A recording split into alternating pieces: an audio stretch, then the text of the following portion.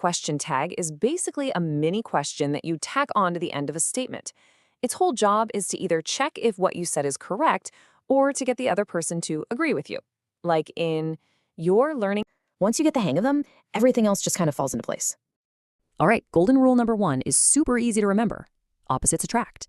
If your main sentence is positive, like "they are studying," your tag needs to be negative, aren't they? On the flip side, if your sentence is negative, "they haven't met him," then your tag has to be positive. Have they? Simple, right? Positive gets a negative, negative gets a positive. Okay, on to the second golden rule. This one is all about which verb you choose for the tag. And the key is you don't just grab any verb. You have to use the auxiliary verb, or as I like to call it, the helper verb that's already in the. What do you do when there is no helper verb? Like in a sentence such as, "My sister sings well."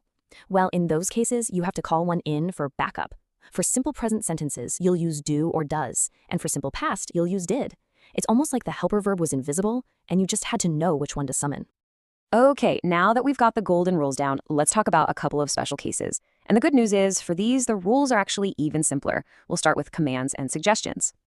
You know, when you tell someone to do something, like open the door, the rule is dead simple. The tag is pretty much always going to be, will you? Sometimes you might hear, won't you? But will you is the standard. You're basically just checking if they're willing to do it. And here's another one you can just memorize and be done with. If your sentence kicks off with let's, which, is short for let us, the question tag is always, and I mean always, shall we? No exceptions. This is a perfect example. Let's go to play is a suggestion for the group, right?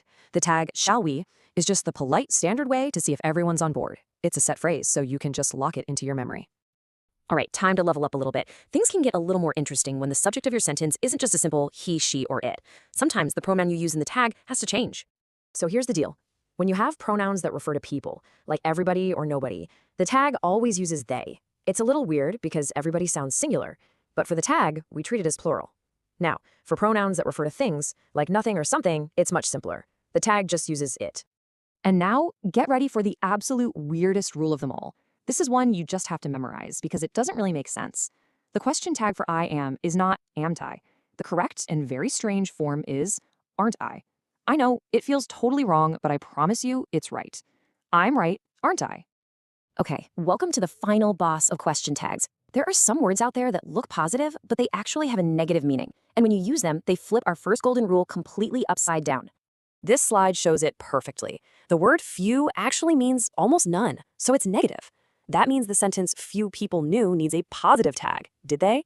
But if you add a few people knew, it suddenly means some, which is positive. So now it needs a negative tag, didn't they? The same thing happens with little and a little. It's a really subtle but super important difference. And you need to be on the lookout for these sneaky words too.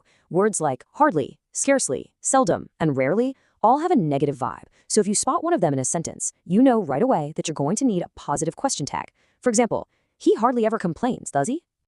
Okay, you've seen it all now, from the basic rules to the really advanced tricks. So what do you say? Let's put that new knowledge to the test. You ready for this? All right, let's start with this one. Rahul not only worked hard, but also passed the exam. What do you think the tag is? Think about the verb tense and whether that statement feels positive or negative overall. Go on, take a second. And the answer is, did he? Okay, I'll admit this one's a bit of a curveball. The main action passed the exam is positive, so you'd think the tag should be negative, right? But some complex phrases like not only can make the whole statement feel negative to some people, which calls for a positive tag. It's a very advanced kind of rare exception, but definitely good to have in your back pocket. Okay, one last tricky one for you. He used to play cricket. How in the world do we handle a phrase like used to? Think about what time period it's talking about. And the correct answer is, didn't he? That phrase used to is all about a regular habit in the past, so we just treat it like any other simple past tense verb.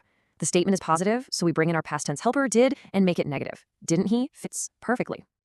And there you have it. From the 2 golden rules all the way to those sneaky hidden negatives, you now have the complete guide to question tags. Honestly, using these correctly is going to make your spoken English sound so much more fluent. You did an amazing job, didn't you? So the only real question left is, what other tricky grammar topic should we tackle together next?